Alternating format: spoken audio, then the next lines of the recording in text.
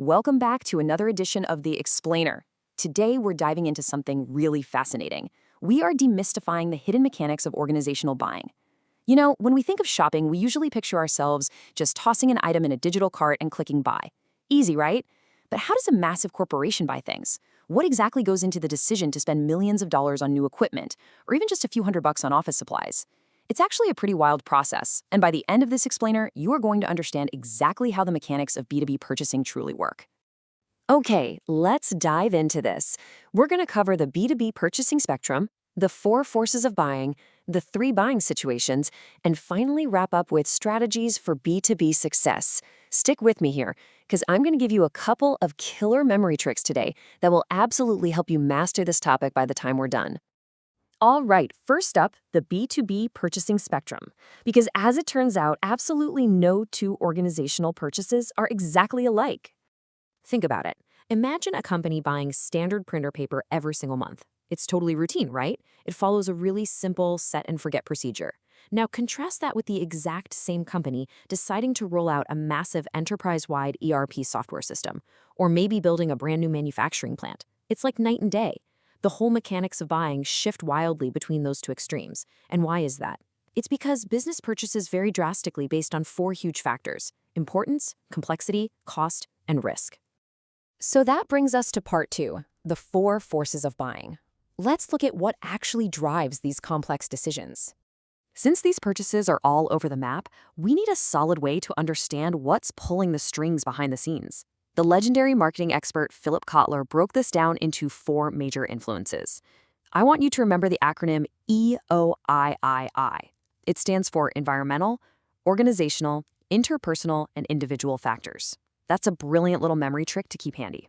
Basically, every single business purchase on the planet is shaped by these 4 EOII forces. Let's unpack them. We'll kick things off with the macro forces, the E and the O, environmental and organizational. Environmental factors are totally external. They originate outside the organization, and they're generally completely beyond the direct control of the firm. We're talking about the overall state of the economy, wild inflation rates, new government policies, or huge tech shifts. These literally set the external stage. On the flip side, you've got organizational factors. These are your internal macro forces, stuff that comes from inside the house, like the company's big picture objectives, their available budgets, and their official purchasing procedures. So if the environmental factors set the stage, those organizational factors act as the strict internal guardrails, keeping the purchase on track. Now, let's zoom in a bit to the micro level, starting with the I for interpersonal factors. Look, B2B buying is almost never a solo sport. It usually involves a whole team of people. You can actually think of this as a sort of corporate mini-drama. You've got multiple participants all bringing their own expertise and their own opinions to the table. This level is all about teamwork, authority, who influences who across different departments, and yeah, absolutely, conflict. A lot of times, the sheer quality of a buying decision just comes down to how well this specific group of people can communicate and cooperate. Finally, we zoom all the way into the last I, individual factors. Because at the end of the day, organizations don't make purchases, people do. And every single person involved has their own unique quirks. Their education, their professional competence, their personality, it all matters immensely. Actually, a manager's personal tolerance for risk and their past experiences, huge deal. It means 2 different purchasing managers could look at the exact same supplier and evaluate them in completely different ways.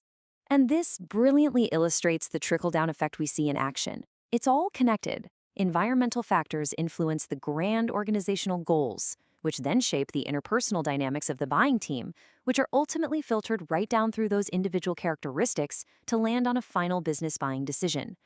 All 4 of these EOII categories aren't isolated. They're constantly interacting with each other.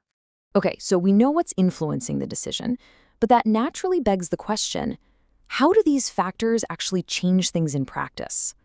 When all these forces collide, how do we categorize the final decisions themselves? That takes us right into part 3, the 3 buying situations, where we classify organizational buying based on prior experience. Depending on how complex things get and how much experience the company already has, B2B buying falls into one of 3 specific buckets: straight rebuy, modified rebuy, and new task. Here is your second memory trick for today, SMN. If you take this SMN concept and pair it with our EOII framework from earlier, you've literally got the master blueprint for how organizational buying works. Let's tackle the S first, straight rebuy. This is exactly what it sounds like. An organization buys a product they've bought plenty of times before, and they aren't making any significant changes. Think back to that printer paper example. The company already knows the supplier, they know the quality, they know the price. The whole process is incredibly simple, it's totally routine, and the risk is super low. Honestly, companies usually just automate these purchases so they can save time, cut costs, and avoid administrative headaches. Next up is the M, modified rebuy. This happens when a company wants to modify certain aspects of a purchase they've made before. Maybe they're pushing for a better price, or they need upgraded specs, or they want a faster delivery schedule. This situation carries moderate risk. The buyer definitely has some purchasing experience under their belt, but they still have to do some fresh evaluation because they're actively hunting for better value or performance from either their current supplier or alternative ones. And finally, the N, new task buying. This is the big one. It happens when an organization is buying a product or service for the very first time. Let's connect this back to that massive ERP software system we talked about earlier. Since there's absolutely zero past experience to fall back on, the company has to gather a massive amount of information. We're talking high financial stakes, tons of uncertainty, a whole bunch of decision makers, and a really, really long timeline. Why? Because getting it wrong here has severe long-term consequences for the whole organization. Now, what's truly fascinating here is how risk, information needs, and decision time all scale so perfectly across these categories. Look at a straight rebuy. Previous experience is high, so the risk and the time it takes to decide are incredibly low. But as you move over to new task buying, experience drops to literally none, and what happens? The risk skyrockets to high, the need for information becomes extensive, and the decision time stretches way, way out. It is a perfect, direct, inverse relationship between experience and risk. Okay, pro tip time. Because I see even seasoned professionals fall into this trap all the time. People constantly confuse a modified rebuy with a new task. So here's how you never make that mistake again. Just focus strictly on previous experience. If it's a modified rebuy, previous purchase experience definitely exists. You're just tweaking the parameters. But a new task buying situation, that is a completely new purchase with absolutely zero prior experience. That presence, or complete absence of prior experience, is your definitive gold standard test. All right, let's bring it all home with part 4, strategies for B2B success. Because understanding these frameworks is how you actually win. Up until now, we've spent this entire explainer looking through the eyes of the buyer. But when we flip it and look from the seller's perspective, it becomes so obvious why this matters. Nailing these exact frameworks, EOII and SMN, is precisely how B2B marketers ultimately succeed. Because a great B2B supplier doesn't just push a product. They completely adapt their entire approach based on the specific buying situation they're walking into. Look, if your customer is doing a routine straight rebuy, you just need to ensure reliability and hit your delivery times. Easy. But if that buyer is staring down a highly complex new task, you've got to completely shift gears.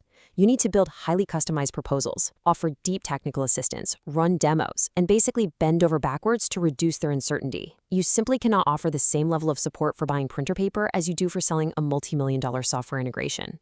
So I want to leave you with a final provocative question to chew on as you step away from today's explainer. If you're a seller, ask yourself, are you selling a straight rebuy or are you forcing a new task? Think about it. If you're a marketer making a totally routine purchase feel incredibly complicated to your buyer, you're just creating unnecessary friction and risk. But if you can actually adapt to their exact situation, truly understanding their environmental pressures and their individual fears, that's how you build the rock-solid, long-term relationships that truly define B2B success.